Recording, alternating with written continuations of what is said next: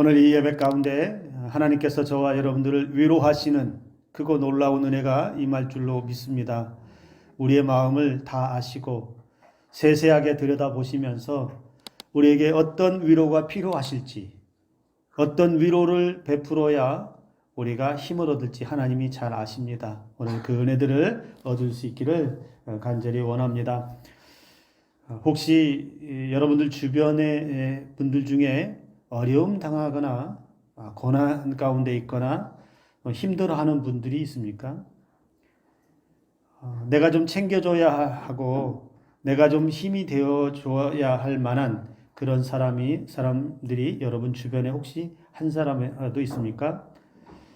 만약에 그런 분이 있다면, 그리고 혹시라도 우리 가족 중에 조금이라도 힘들어하고 어려워하고 고난 중에 있거나 이런 분들이 있다면 오늘 여러분들이 그분들에게 위로자가 되시기를 주님의 이름으로 축복합니다. 여러분들이 가진 은혜를 가지고 그분들을 따뜻하게 안아주시고 그분들을 두 팔 벌려 힘껏 한번 안아주면서 힘을 얻을 수 있도록 여러분 진정한 위로자가 되시기를 간절히 소망합니다. 욥이 많은 고난을 당하고 자기 몸까지 완전히 만신창이가 되어서 이제 어찌할 바를 모르는, 죽을지 살지도 모르는 그런 고통 가운데 있을 때에 욥의 친구라고 알려진 사람이 세 사람이 찾아옵니다. 그 세 명의 친구들, 엘리바스, 빌닷, 소발이라고 하는 사람이 찾아왔습니다. 왜 찾아왔겠습니까? 자기의 친한 친구가 어려움 당했기 때문에 그래도 위로하고 싶었고 힘을 주고 싶은 그런 마음에서 찾아오지 않았겠습니까? 어떻게 하면 좀 찾아가서 말이라도 한마디 따뜻하게 해주려고, 위로가 돼주려고 그렇게 찾아왔을 것입니다. 그리고 와서 보니 정말로 욥의 상황이 너무너무 안 좋았어요. 처참했습니다. 그렇게 부족함 없이 잘 살았던 친구 욥은 모든 것을 다 잃어버렸고 몸 하나 남았는데 그 몸마저도 질병이 들었습니다. 그러면서 욥이 하나님 앞에 탄식하는 소리도 가까이에서 다 듣고 보았습니다. 어쩌면 이 세 명의 친구가 어느 정도의 친분을 가진 친구인지는 저는 정확하게 잘 모르겠습니다. 어느 정도의 마음을 나눌 수 있고 어느 정도의 그런 친분 관계를 유지하는지는 정확하게 잘 모르지만 어쨌든 그들이 찾아왔다라고 하는 것은 그들이 이 세 명의 친구가 욥에게는 그래도 적지 않아 힘을 줄 것이다라고 예상해 볼 수 있습니다. 도움이 되겠지. 어려운 친구 좀 손도 잡아주고 필요한 것들도 좀 채워주고 하는 그런 일들이 일어나지 않겠느냐라고 예상을 해보지만 오늘 처음으로 등장하고 있는 그중에 세 친구 중에 가장 나이가 많다라고 하는 엘리바스를 통해서 그의 이야기를 들어보면 왠지 기대감이 사라지는 것 같습니다. 과연 그가 하는 말들이 욥에게 위로가 되었을까, 힘이 되었을까라고 하는 생각을 하게 됩니다. 욥의 친구 중에 나이가 가장 많은 것으로 알려진 이 엘리바스가 그가 욥 앞에 서서 그렇게 말합니다. 내가 나이도 많고 그래서 어떻게 한다는 겁니까? 바른 말 좀 하겠다. 욥, 네가 싫어해도 내가 해야 할 말은 좀 해야 되겠다. 나이 많은 사람으로서 내가 좀 할 말 하겠다. 좀 듣기 싫어도 들어봐라. 내 말 좀 한번 들어봐라. 물론 이렇게 말하는 것도 여러분 욥에게 도움을 주고자 함의 목적이 있겠죠. 고난 당하고 어려움 당하는 사람을 더 궁지에 몰아넣고자 하는 의도에서 한 말은 아닐 것입니다. 그런데 조금도 위로가 되지 않는 것 같습니다. 왜 위로가 되지 않을까요? 왜 욥에게 위로가 되지 않을까요? 이 엘리바스가 욥에게 위로한답시고 또 조언한답시고 처음으로 끄집어낸 이야기가 이겁니다. 욥의 과거의 이야기들을 끄집어냈습니다. 과거에 너는 힘들고 지친 사람들을 훈계하고 권면하지 않았느냐?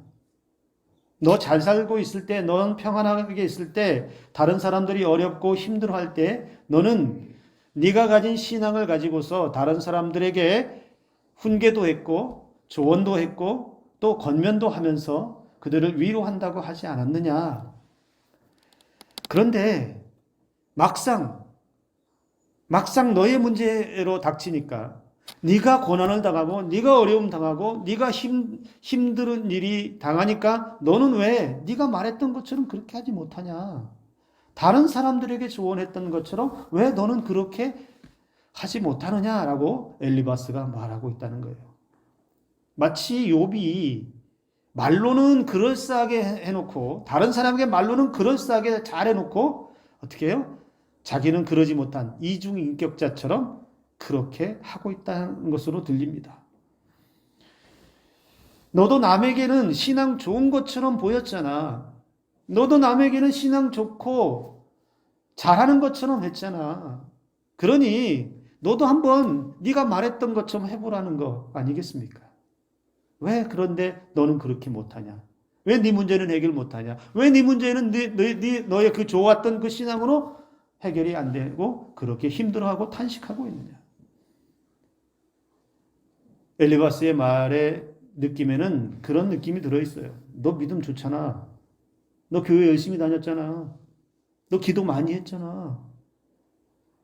너 누구보다 모범적으로 살았잖아. 근데 왜 신앙도 좋고 교회도 열심히 나가고 안 빠지고 기도도 열심히 했는데 그 고난 그 정도 이겨낼 수 있지 않겠어? 너 정도의 신앙이라면 그거 아무것도 문제 안 되지 않겠어? 뭐가 힘들어? 엘리바스의 말은 이런 느낌이 들어 있습니다. 여러분은 이 엘리바스의 이 말에 여러분은 어떤 생각이 드세요? 엘리바스가 한 말이 정말로 위로가 된다라고 보시나요? 아니면 위로는커녕 오히려 상처를 후벼 파는 것처럼 보이나요? 여러분 옆에 있는 분이 지금 어려움 당하고 있어요. 고난 당하고 있어요. 여러분 옆에 있는 사람이 지금 힘들어서 막 죽을 것 같아요. 숨도 못 쉴 것 같아요. 그런데 옆에 찾아가서 여러분이 그렇게 말한다고 한번 가정해 보세요. 여보게, 아무개 권사님 믿음 좋잖아. 권사님 기도 많이 하잖아. 권사님 교회 한 번도 안 빠지고 신앙생활 열심히 했잖아. 근데 왜 이렇게 힘들어해? 이렇게 말한다고 해보세요. 그러면 어려움 당하고 있는, 고난 당하고 있는 사람이 뭐라고 할 것 같아요? 시끄러이! 이렇게 하지 않을까요? 죽겠는데 와가지고 변소리도 한다고 하지 않을 것 같아요?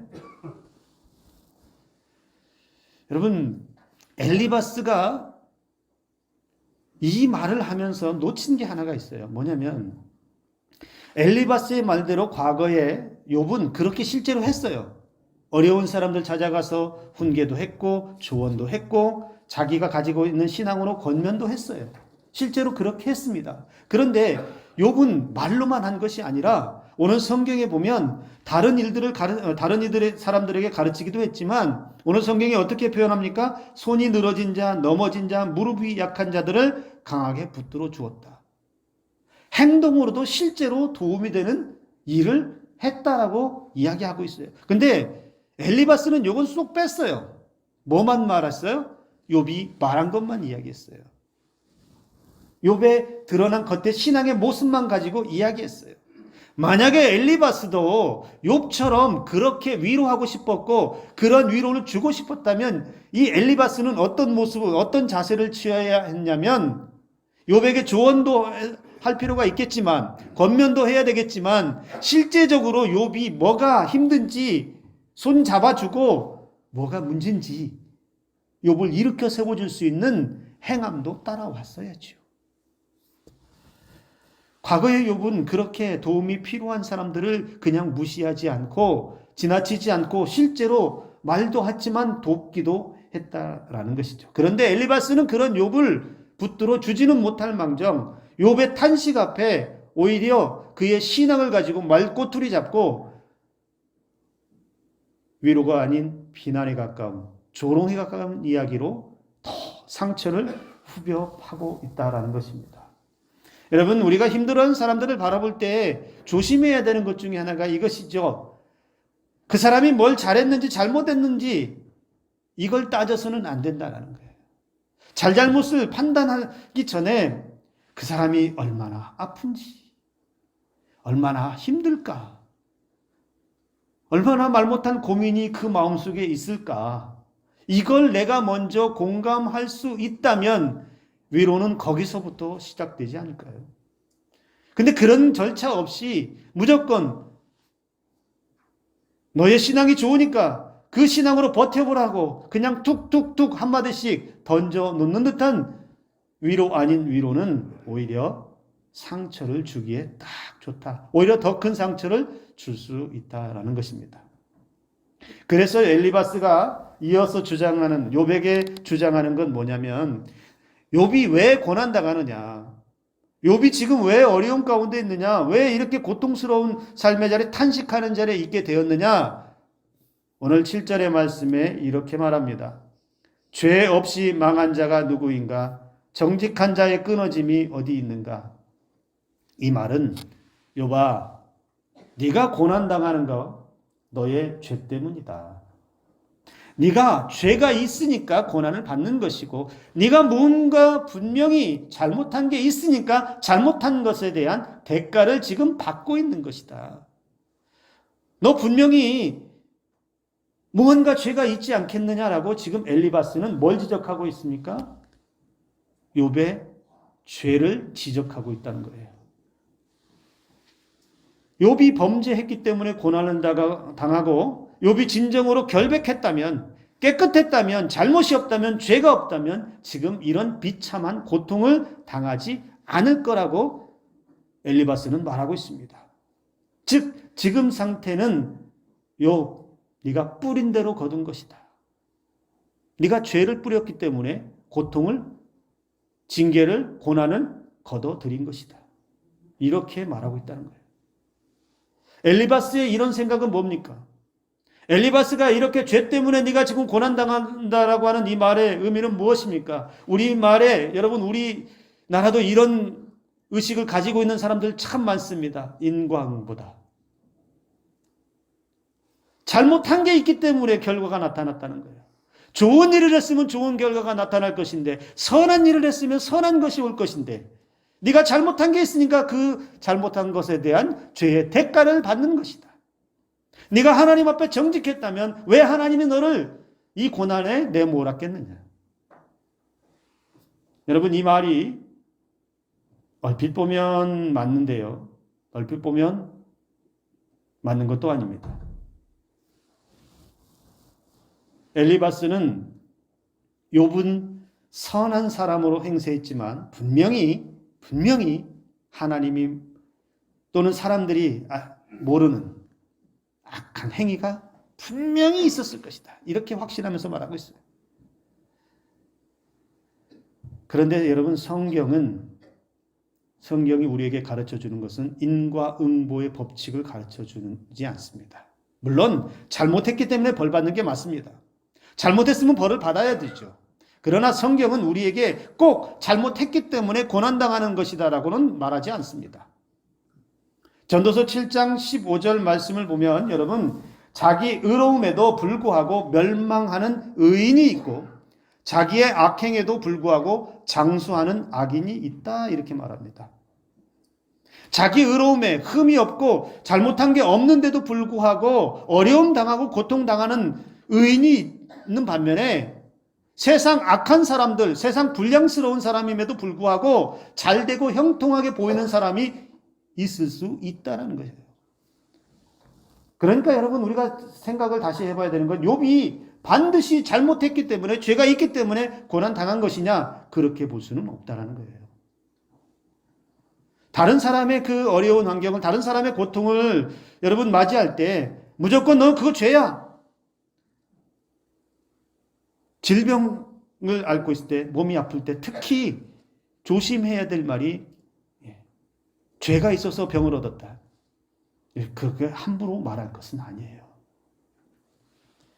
우리가 기억해야 할 것은 고난당하는 자의 삶 가운데 분명한 사실은 하나님이 계시다는 사실을 우리는 놓쳐서는 안 돼요. 그 고난 가운데 하나님께서 행하실 일이 분명히 있다는 것을 우리는 놓쳐서는 안 된다는 거예요. 죄 때문에 고난받는다 이걸 판단하고 말하기 이전에 분명 고난 가운데 계신 하나님을 볼 수 있어야 된다는 겁니다. 그걸 보지 못하면 정말로 내가 하나님 앞에 잘못했기 때문에 죄를 지었기 때문에 고난받는 것인가? 내가 정말로 주일 예배 빠졌기 때문에 일이 안 되고 장사가 안 되고 사람들과 관계가 이상해졌나? 그렇다고 여러분 막 마음 놓고 주일 빠지고 죄 짓고 마음 놓고 막 그렇게 하라는 건 아닙니다. 그러나 반드시 그렇게 연결 짓는 것은 위험하다는 것이죠. 우리가 고난당하고 어려움 당하는 사람들을 무조건 잘못된 시선으로 죄의 관점으로 바라보고 그것을 가지고 정죄하는 어리석음을 범해서는 안 된다. 그러면 우리는 위로자의 은혜를 얻을 수 없습니다. 누구도 위로할 수 없습니다. 누가 우리의 말을 통해서 위로를 얻을 수 있겠습니까? 무슨 일만 생기면 내가 잘못한 것으로 말하는 사람에게서 무슨 위로가 되고 힘을 얻을 수 있겠습니까? 무슨 일만 나면 네가 그러니까 그렇지. 초등학생 아이가 여러분 학교 끝나고 집에 돌아왔는데 펑펑펑 울고 들어와요. 울고 들어오면서 막 씩씩대면서 억울해서 죽으려고 그래요. 왜 그러냐 물어보니 그 아이의 말이 이거예요. 자기는 잘못한 게 없는데 선생님한테 야단을 죽도록 맞은 거예요. 친구들 앞에서도 망신을 창피를 당했다는 거예요. 근데 아무리 생각해도 나는 잘못한 게 없는데 일방적으로 야단 맞고 와서 그게 너무 억울해서 그냥 분통이 터져서 눈물이 나고 씩씩대는 거예요. 근데 여러분 그 아이가 그렇게 울고 씩씩대고 억울하다고 할 때 여러분이 부모라면 뭐라고 말할래요? 뭐라고 말해줄 수 있어요? 그 아이가 위로가 될 수 있게. 근데 그 부모가 뭐라고 했는지 아세요? 네가 잘못한 게 있으니까 혼났지. 네가 잘못한 게 있으니까 선생님이 야단쳤지. 선생님이 괜히 야단쳤겠어? 그럼 그 아이가 무슨 마음이 들겠어요? 마음속에? 엄마나 선생님이나 똑같다. 어째 내 마음은 몰라주고 우리 엄마 맞아? 네가 잘못한 게 있으니까 선생님이 혼냈지 라고 그렇게 반응하는 게 뭐예요? 엘리바스가 하는 것과 똑같은 거예요. 네가 잘못한 게 있으니까 지금 그렇게 고통당하고 어려움 당하는 거지. 여러분 우리 주변에 또는 내가 고난을 당해도 마찬가지예요. 죄 때문이다. 너는 죄 때문에 고난받는 것이다. 이런 관점으로 접근하면 서로에게 아무런 유익이 오지 않는다라는 것입니다. 차라리 그렇게 성급하게 말하는 것보다는 그 사람의 옆에 앉아서 그냥 그 사람의 이야기를 가만히 들어주고 한마디 내 말을 더 하고 싶어서 몸부림치는 것보다는 내 말을 조금 그 사람의 귀에 들어가게 하기 위해서 애쓰고 몸부림치기보다는 그 사람이 말하고 싶은 거 충분히 말하도록 들어주고 그래 그럴 수 있겠네. 얼마나 힘들었을까. 힘들었겠다. 그 사람의 이야기를 들으면서 굳이 안 해도 되는 말 끄집어내지 말고 성급하게 이러쿵저러쿵 판단해서 정지하지 말고 하고 싶은 말이 있어도 꾹 때로는 참고 있다가 하나님 앞에 하나님 아무개가 너무 힘들어합니다. 내가 위로할 말이 없네요. 하나님 내가 해줄 수 있는 게 없네요. 근데 하나님은 해줄 수 있는 게 있잖아요. 하나님 아무개를 위로하여 주옵소서. 하나님 그의 문제를 들으시고 아시는 주님 그에게 힘을 주세요. 여러분 그게 오히려 더 아픔 당하고 고난 당하는 사람에게 위로가 되지 않겠습니까? 만약에 우리가 고난 당할 때도 마찬가지 아니에요? 나는 위로받고 싶고 나는 무언가 말하고 싶고 내 고통을 좀 털어놓고 싶고 토로하고 싶은데 상대방이 말을 더 많이 해요. 이러쿵저러쿵 내가 이렇고 이래서 이러니까 이렇게 해야 돼 저렇게 해야 돼 자기 말만 쏟아내면 거기서 무슨 힘을 얻을 수 있겠어요. 그냥 묵묵히 내 이야기를 들어주는 사람만 보아도, 그리고 나를 위해서 묵묵히 눈물로써 호소하며 기도해주는 그 사람만 보아도 힘이 나지 않겠습니까? 오늘 저와 여러분들은 그런 위로자가 되기를 주님의 이름으로 축복합니다. 여러분, 성도를 대할 때 인과응보의 법칙, 심는 대로 거둔다라고 하는 것으로 무조건 들이미는 것은 매우 위험합니다. 우리는 그런 걸로 살지 말아야 돼요. 우리는 무엇으로 살아야 될까요? 우리는 인과응보의 법칙에 따라서 벌받는 존재가 아니라요, 우리는 은혜의 법칙으로 살아가는 사람들이에요. 우리의 삶이 항상 인과응보처럼 되어진다고 한다면, 잘못하면 벌받고, 잘못하면 벌받고, 잘못하면 고통받고, 잘못하면 멸망하고, 잘못하면 사업 실패하고, 잘못하면 병들고, 이런 것만 우리의 삶의 법칙이라고 한다면, 여러분, 여기에 살아남을 사람 한 사람도 없어요. 저도 살아남지 못합니다. 멀쩡하게 호흡하면서 살아갈 수 있는 사람이 한 사람도 없어요. 그런데 우리가 살아갈 수 있는 것은, 우리가 지금 이 자리에서 이렇게 예배하면서 하나님의 영광을 드높일 수 있는 이유는 뭡니까? 우리에게 하나님의 은혜의 법칙이 있다는 거예요. 그게 뭐예요? 그게 예수 그리스도 아닙니까? 분명히 원래대로 한다면 인과응보의 법칙에 따라서 우리의 죄 때문에 우리는 심판받아야 합니다. 우리가 가진 죄의 죄값을 우리가 받아야 합니다. 우리 주님이 받으셨던 그 모진 고난과 그 죽으심까지도 어쩌면 우리가 다 받아야 됩니다. 그런데 우리 주님은 인과응보의 법칙을 우리에게 묻지 않으시고 예수 그리스도의 십자가를 통해서 그 은혜의 법칙을 우리에게 주심을 통하여 우리는 살게 하셨다라는 것이죠.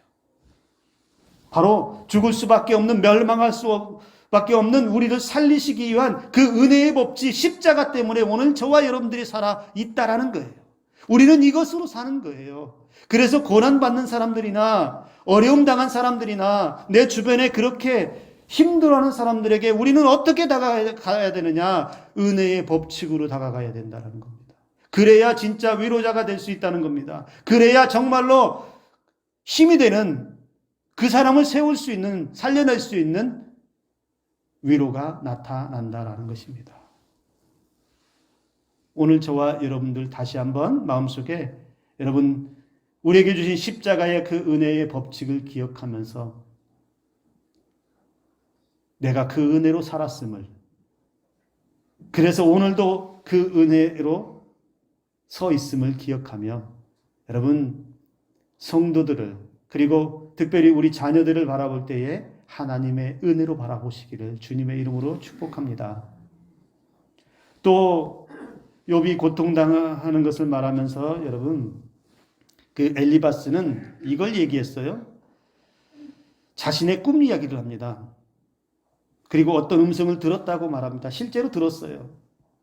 근데 이런 주장, 자기의 꿈 이야기를 말하는 이유가 어디에 있을까요? 내가 지금 너에게 충고하는 것이, 내가 너에게 권면하는 것이 그냥 내가 내 개인적인 생각 아니야. 내가 은혜 받고 내가 꿈을 통해서 계시를 받아서 너에게 해주는 조언이야. 즉 그러니까 내 말은 권위가 있다는 겁니다. 내 말은 허투루 하는 게 아니고 내가 은혜 받아서 계시 받아서 너에게 해주는 아주 고귀한 충고라는 거예요. 그러니 너는 내 말을 들어야 된다. 그런 의도를 담고 있다는 겁니다. 엘리바스는 분명히 소리를 들었습니다. 그런 계시의 말씀을 들었습니다. 그런데 여러분, 우리가 여기서도 생각해 보아야 할 문제가 있습니다. 내가 받은 은혜가, 내가 받은 말씀이, 내가 받은 책망이 누구에게 먼저 적용이 되죠? 나에게 먼저 적용이 돼야죠. 내가 하나님으로부터 받은 은혜의 말씀, 내가 하나님으로부터 받은 은혜의 감동, 내가 하나님으로부터 받은 그날의 말씀, 때에 따라서는 내가 잘못했거나 내가 어긋날 길로 갔을 때에 주시는 책망의 말씀을 적용할 때는 누구부터? 나부터 적용하는 거예요. 그리고 여러분, 내가 받은 은혜를 함부로 다른 사람들을 평가하는 도구로 사용하면 안 된다는 거예요.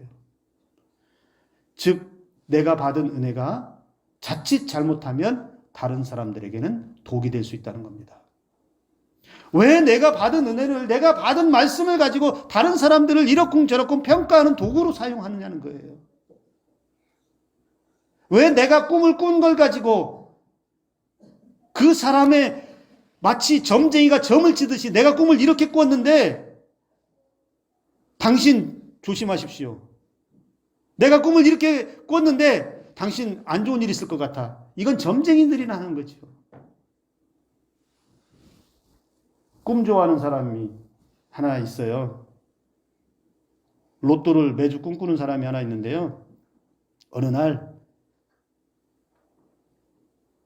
늘 간절히 원했던 일이 이루어졌어요. 꿈속에서 하나님이 번호 6개만 알려주시기를. 근데 그날 정말로 꿈에 하나님인지 아닌지는 모르겠지만 번호 6개를 정확하게 알려줬대요. 그래서 싹 적어놨어요. 1등 이제 꿈이 이루어질 것 같죠. 아침에 일어나서 그 번호를 보면서 웃은 게 아니고 한숨이 깊게 나왔어요. 하루 종일 기분이 별로예요. 그게 왜 그러냐고 했더니 꿈을 꿨는데 로또 번호를 6개를 불러주더라고. 그래서 다 적어놨는데 그러니까 근데 왜 빨리 복권방 가야지. 근데 그 번호가 50번 이후부터 번호야. 지금 웃는 분들은 로또를 사보신 분들이고 안 웃으시는 분들은 뭔 소리요 하시는데 로또 번호가 45번까지 있죠. 근데 50번 이후부터 6개를 불러주니 여러분 꿈은 꿈일 뿐일 때가 많아요. 꿈에 너무 연연하지 마세요. 꿈이 용하다고 늘 자주 얘기하시는 분이 있고 어떤 분은 저한테 전화해서 아유 목사님 내가 이런 꿈을 꿨는데요. 이게 무슨 의미일까요? 몰라요. 나 몰라요. 내가 요셉도 아니고 다니엘도 아니고 나 몰라요. 내가 어떻게 알아요? 그러면서 자기 나름대로 해석 다 해요. 기분 좋으면 좋은 꿈이고 기분 나쁘면 나쁜 꿈이에요. 그게 정답입니다. 꿈은 내가 꾸어서 기분 좋으면 뭐라고요? 좋은 꿈. 기분 나쁘면 나쁜 꿈. 그 이상도 그 이하도 아니. 끝. 내가 꿈을 뭘 꿨는데 당신 큰일 나게 생겼어. 내가 꿈을 뭘 꿨는데 우리 집에 무슨 일이 일어날 것 같아. 내가 무슨 꿈을 꿨는데 빨리 복권방 달려가야 될 것 같아. 그냥 꿈에 매여서. 또는 내가 무슨 꿈을 꾸었고 무슨 기도하는데 막 뭐가 보여진다고 막 사람에게 달려가서 함부로 말하는 게 아니라는 거예요. 내가 받은 은혜는 먼저는 나에게 적용하고 내가 받은 책망도 나에게 적용하고 그 말씀이 내 안에서 먼저 녹아져서 내가 하나님의 말씀에 순종하고 굴복시키는 것이 먼저이고 혹여라도 말씀으로 위로할 때에는 내가 받은 은혜를 가지고 위로할 때는 매우 조심하셔야 돼요. 사람들은 그렇게 말합니다. 자기가 받은 은혜를 가지고 조언한다시고 이런저런 얘기 막 말도 안 되는 조언을 하죠. 그러면 뭐라고 하는지 아세요? 그럼 너도 한번 당해봐라. 너도 한번 내 고통을 한번 당해봐라. 그런 말이 나오나. 오늘 저와 여러분들이 다시 한번 기억하시기 바랍니다. 내가 받은 은혜라고 해서, 내가 받은 꿈이라고 해서, 내가 받은 말씀이라고 해서 함부로 그 사람의 고난과 어려움을 평가하고 비난하거나 또는 그러한 고난을 더 상처를 후벼파는 그런 일로 적용하지 않기를 주님의 이름으로 권면합니다. 오히려 그 은혜로 덮어줄 수 있고 오히려 내가 받은 말씀을 묵묵히 내 가슴속에서부터 녹여내면서 그 말씀이 굳이 내가 말하지 않아도 그 사람에게 녹아 들어갈 수 있도록 그렇게 손잡아 주시고 위로하시는 은혜가 저와 여러분들 가운데 있기를 주님의 이름으로 축복합니다. 우리 주님을 여러분 생각해 보시기 바랍니다. 우리 주님 많은 사람을 만났습니다. 세리도 만났고요. 죄인도 만났고요. 질병으로 부정하다고 하는 사람도 만났습니다. 가난한 사람도 만났습니다. 그런데 우리 주님은 그러한 사람, 많은 사람 만날 때 한 번도 네가 질병든 거 죄 때문이라고 말하지 않았습니다. 네가 가난한 거 죄 때문에 그렇게 당한 것이라고 말하지 않았습니다. 오히려 주님은 그들을 찾아가시고 부정하다라고 하는 것까지도 만지시고 고쳐주시고 위로해 주시고 새 생명의 은혜를 주셨습니다. 이런 위로가 필요하다는 겁니다.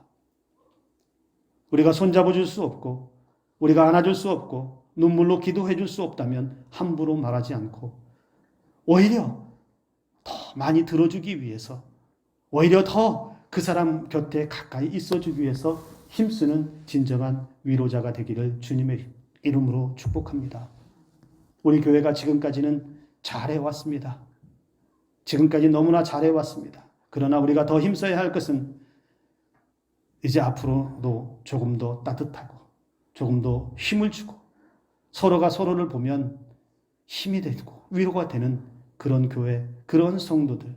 그래서 나뿐만 아니라 내 주변을 돌아보면서 진정한 신앙의 위로자, 참된 위로자의 삶을 살기를 주님의 이름으로 축복합니다.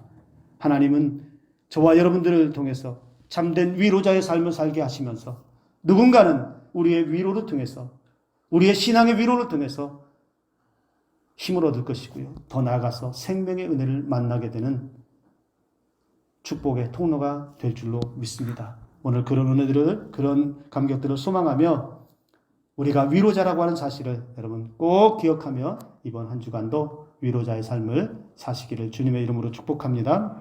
기도합니다.